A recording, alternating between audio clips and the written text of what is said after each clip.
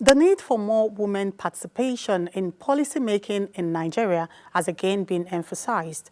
The Executive Director of Gender Strategy Advancement International, Adaora Onyechere Sidney Jack, made the call during the Accountability Story exhibition by reporters on holding government accountable on gender issues in Abuja. There have been calls for the inclusion of more women, youths, and persons living with disabilities in governance, not only in Nigeria, but worldwide.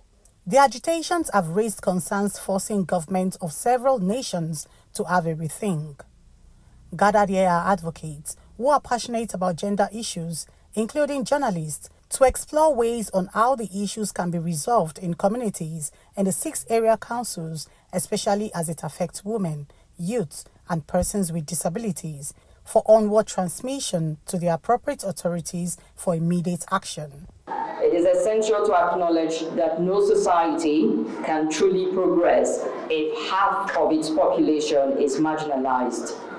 Women issues are not just women's issues, they are societal issues. Women with disability are at a 0 level, which is not a good one, because when we are not at that table, there will be nobody to tell our stories, there will be nobody to push interventions that is tailored to suit our needs. What we need is that government should realize that they should provide enabling environment, a free playing ground to enable our people compete and do their jobs.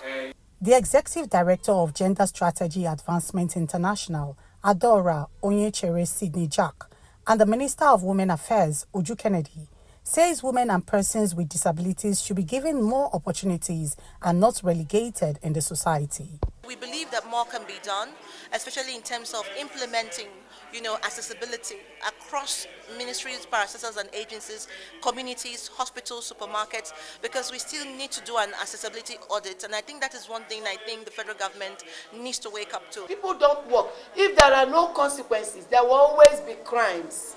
There will always be neglect. There will always be inhumanity to human.